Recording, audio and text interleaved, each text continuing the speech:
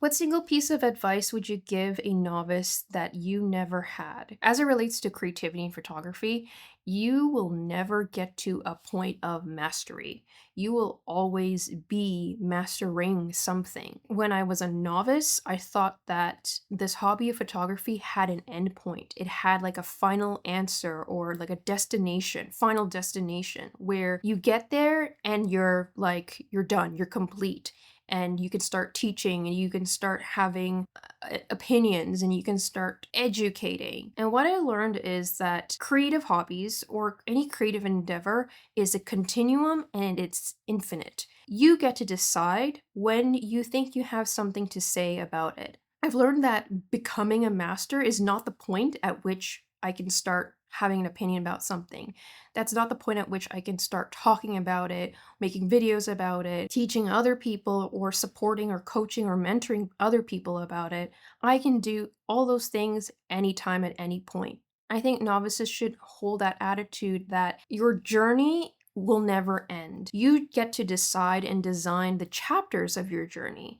You can say, all right, I'm done with this chapter of prime lenses. I'm done with this chapter of zoom lenses. I'm done with this chapter of film photography, or I'm done with this chapter of being a hybrid shooter and I just want to stick to still photography. The hobby of photography feels limitless and infinite, and it's up to you to design when you start, stop, develop, and begin to teach others. How does your emotional state while taking photos affect the type of photos you take? This is an interesting one because I definitely see patterns when there are certain times of my cycle when I feel really anxious or insecure or like not in control and just like sad and have low energy. The pictures that I take on those days are sloppy, they're rushed, they miss focus. You can kind of tell that my heart is not into it. And then there are days when I am like unstoppable. I'm feeling really good and I'm taking a higher volume of photos and I'm able to pick a lot of really good shots from those sessions. And I think that's a really interesting thing to consider is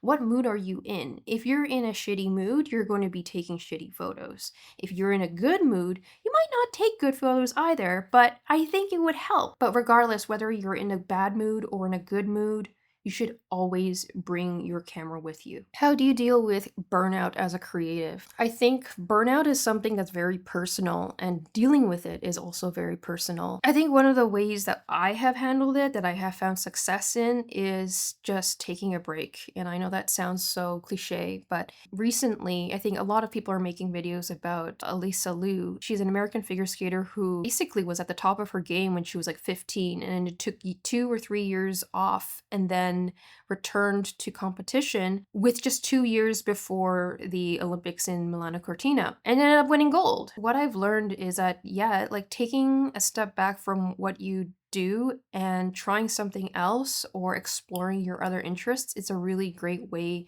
to combat burnout. How do you get over the cringe part of having to film yourself? Well, there's the cringe of filming in public and there's the cringe of filming at home. And obviously filming at home is less cringe because the cringiest part is actually watching the footage back and editing it. The cringe of filming yourself in public is something I will never get over, and I do it quite sparingly. When I'm traveling or when I'm in public, I only capture B-roll. B-roll is like audioless, I'm not talking to a camera. I'm capturing what I'm seeing and I capture very short clips of it. When I'm doing talking A-roll, there's nobody around to really judge me.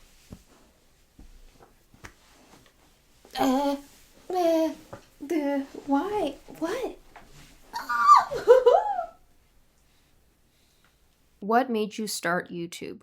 I started YouTube because I didn't see anybody like me. And there's this like cheesy saying, be what you can't see. And I think I took that literally and I wanted to put out there something that I hadn't seen before. And that is really the point of YouTube. I really want to preserve YouTube to be this space where I can experiment, and feel good about it. Around the time that I started my YouTube channel, I also quit Twitter. So I had lost this outlet of, or a place where I could speak my mind and share my thoughts. And I also wanted the challenge of processing my thoughts into a story, into a visual language. Because it's so easy to type a thought in Twitter and press send. It is very difficult to put together a video, and I felt like the process of making videos helps me really know what it is I want to say and be really sure that this is something I want to say out loud. How do you find creativity to take pictures any place you're constantly at? So the interesting thing is I actually do this with other people.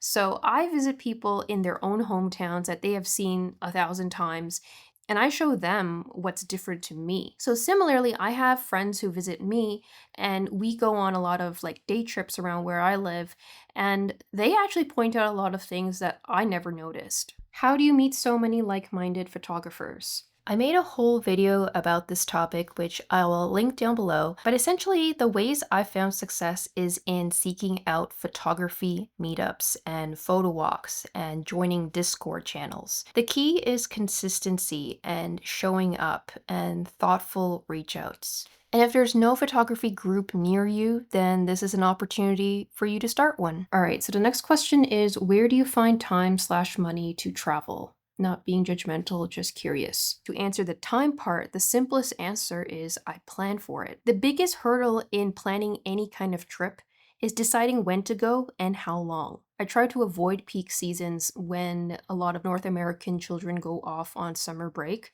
so I don't travel during July or August. So I tend to choose times that are off peak or shoulder season, like springtime and autumn. As for money, there's 2 points that I want to make. Yes, travel is expensive. The obvious input is that I work.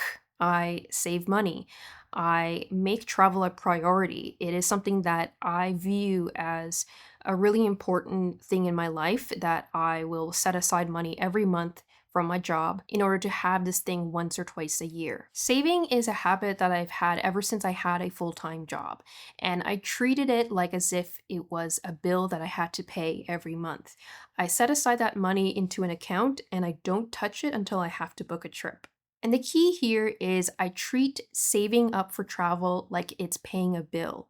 I owe myself the delight of travel. I owe myself the delight of broadening my horizons. Once you see yourself as something to prioritize, everything will fall into place. How do you decide where to travel to? I get decision fatigue and end up going nowhere. So a few months back, I made a video called How I Plan My Solo Travels. And yes, the world is big. There's so many places to visit. I'll link it down below, but in that video, I basically say use an anchor event. Anchor event is basically a festival, an exhibit, or some kind of event that helps you anchor yourself in a city, and then you plan around that. Have you been to Australia or plan to? Um, oh gosh, where do I begin talking about Australia? Australia is very big. It's a big country, and there's so many regional differences between the West and the East, the North and the South. And I know it's not realistic to attempt to finish the entire thing. And maybe it's enough to just visit Sydney or Melbourne or both or whatever. I don't know. So, one thing is, I actually have a cousin who lives there. She lives in Byron Bay, which I guess is the Gold Coast or the Sunshine Coast, or like the really eastern part of Australia. And she's also a photographer and a creative person, and she's, dare I say, cuter than me. And I really want to visit her, but we don't really have a really strong, consistent connection. We've talked a few times over Facebook, and she's not even like my cousin, she's my dad's cousin's daughter. So I don't know how to describe that. Is that like my cousin first removed, second removed? Not, maybe not even my cousin.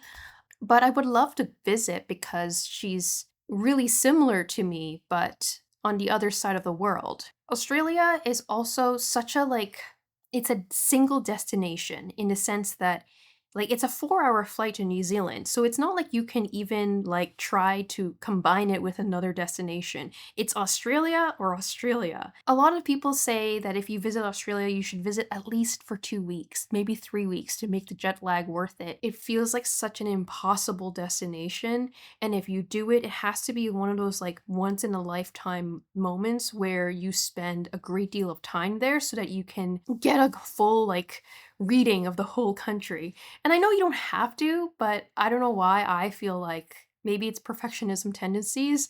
I'm like, I need to do it properly and I need to do it once in my life and, you know, get it done.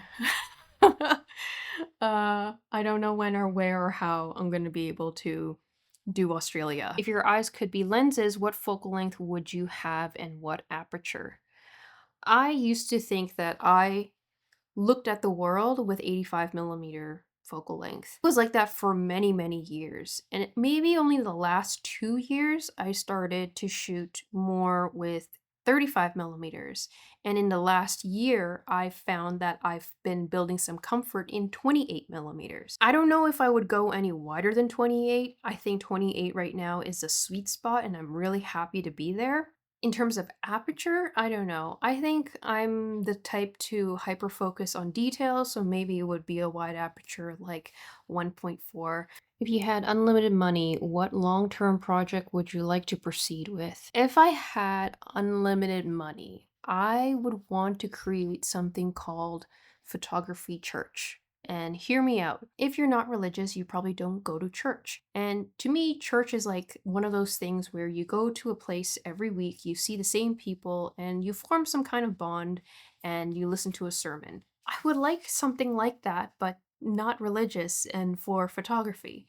So every week for an hour, you would listen to someone give a talk about creativity and photography. Afterward, there would be some snacks and look over photo books and zines. I know that sounds like a really weird kind of church, but basically community. That's the word I was looking for. I would like to build some kind of space and have like some kind of blueprint that other people could create in their own communities. It sounds like one of those things that would not turn a profit, and that is not the point of it. It's to fund it so that there is community. Things like putting on exhibits and printing photos and having a space for people to gather, all of that costs money. And if I had unlimited money, I would put it towards that. And maybe I would call it photography church. So that is all I was able to get through today. If I have a second wind, I'll probably make a part two. But thank you so much for sending all those questions in, and I hope you have a good one. Bye.